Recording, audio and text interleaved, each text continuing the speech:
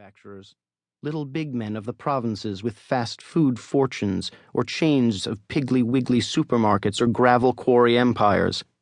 There was even the occasional liberal, Senator Mark Hatfield, Republican of Oregon, and Senator Harold Hughes, Democrat of Iowa, men of good faith and bad judgment who lent their names to the causes of the family's brothers overseas, the Indonesian genocidaire Suharto, Hatfield, the Filipino strongman Ferdinand Marcos, Hughes.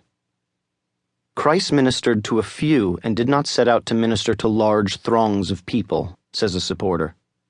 The family differs from more conventional fundamentalist groups in its preference for those whom it calls key men over the multitude. We simply call ourselves the Fellowship or a family of friends, declares a document titled 8 Core Aspects of the Vision and Methods, distributed to members at the 2010 National Prayer Breakfast, the movement's only public event. One of the 8 core aspects is the movement's interpretation of Acts 9:15. This man is my chosen instrument to take my name before the Gentiles and their kings. The family's unorthodox reading of this verse is that it is an injunction to work not through public revivals, but through private relationships with the king or other leaders of our world who hold enormous influence, for better or worse, over vast numbers of people. The family sees itself as a ministry for the benefit of the poor by way of the powerful. The best way to help the weak, it teaches, is to help the strong.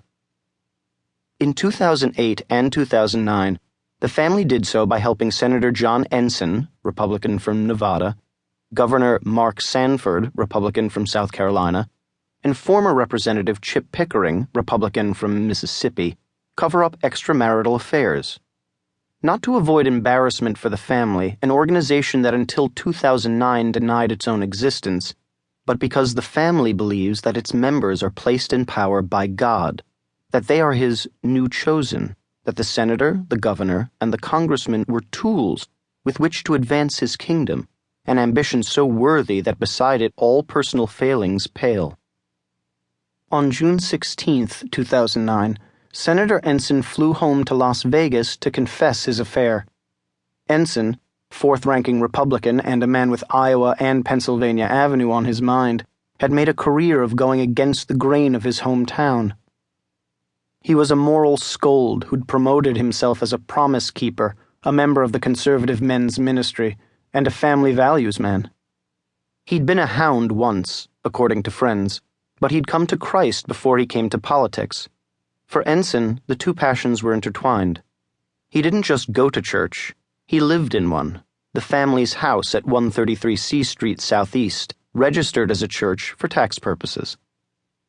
I'd met Ensign there once, when I was writing an earlier book on unusual religious communities around the country. I'd seen some strange things: a Pentecostal exorcism in North Carolina, a massive outdoor pagan dance party in honor of the Horned One in rural Kansas, a cowboy church in Texas featuring a cross made of horseshoes and, in lieu of a picture of Jesus, a lovely portrait of a seriously horned Texas Longhorn steer.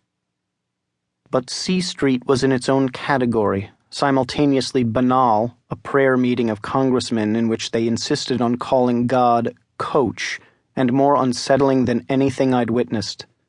Doug Coe, the first brother of the family since 1969, used to say that Jesus was not a sissy. That disdain for weakness infuses the movement's theology so completely, so naturally, that it comes across as almost amiable. I've seen pictures of the young men in the Red Guard, he says in a videotaped sermon, a tall man in a rumpled suit, spreading out his hands like he's setting up a joke. They would bring in this young man's mother. He would take an axe and cut her head off. Coe makes a chopping motion. That, he says, is dedication to a cause. But there's nothing grim about his presentation. He sounds like he's inviting you to join a team or a fundraiser. And he is. A covenant, a pledge, he exclaims, setting up the punchline. Such is the C Street style, the most violent metaphors imaginable deployed as maxims for everyday living, from the prayer calendar on the wall that called on the House's congressional tenants to devote a portion of each morning to spiritual war, combat by prayer, against demonic